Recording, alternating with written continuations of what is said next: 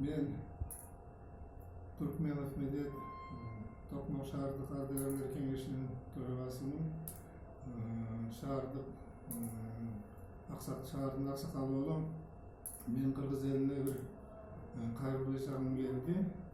Акыркы убакта Азаттык, Кактус, Клоп, Next деген медиа тараткан органдар бар. Ушулар бир чагымчыл иштер жасап атат.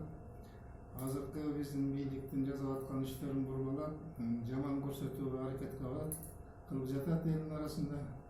Ошондуктан мен да суранарым, алардын жазганлардын көрсөткөн маалыматтарына ишенбей, аларга бир катуу ушундай бир чара көрүп, колунан келсе укпай койсок, же болбосо ишенбей койсок жакшы болот эле деген ниетим бар.